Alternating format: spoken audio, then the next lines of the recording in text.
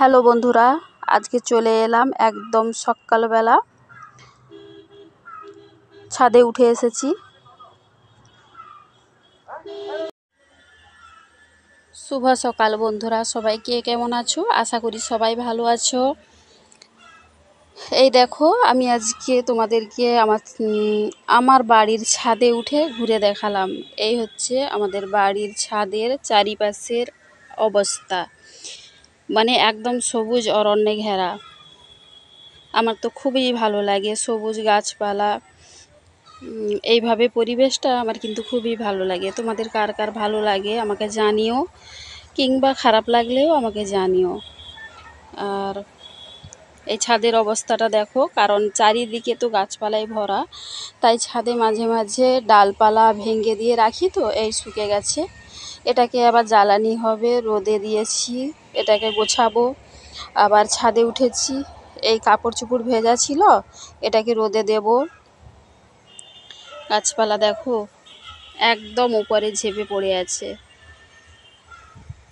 ওই দেখতে পাচ্ছ জ্বালানিটা রাখা আছে, উনুনের চুলায় রান্না হয়। এই চারিদিকে গাছপালা সবুজ অরণ্যতে ঘেরা।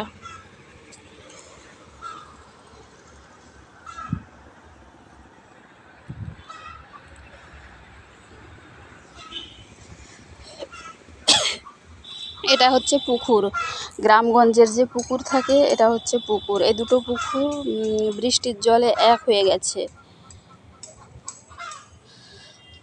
পুকুরের মাঝখানে হাঁস চরছে, দেখো হাঁস। দুটো পুকুর এক হয়ে গেছে বৃষ্টির জলে।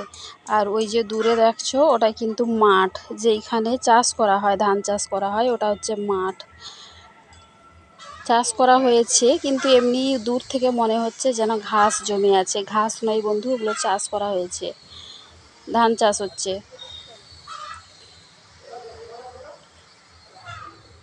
চারিদিকে শুধু গাছপালা গাছপালা গাছপালা এই ভরা, কিন্তু আমার ভালো লাগে।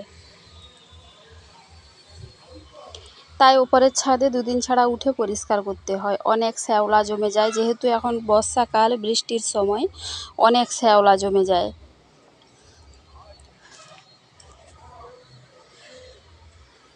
একদম ছাদের উপরে ডালপালা অনেক বেড়ে গেছে।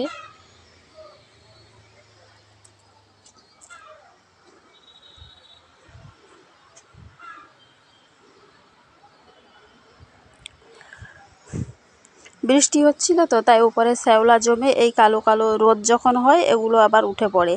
ঝাড় দিলে এগুলো উঠে যায়। শুকনো হয়ে গেছে, এখন ঝাড় দেবো, উঠে আসছি, ঝাড় দিলে এগুলো উঠে যায়।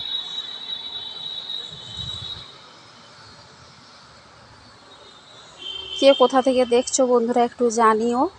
আর তোমরা এইভাবে সাথে থেকো, পাশে থেকো, ভালো লাগবে বন্ধুরা।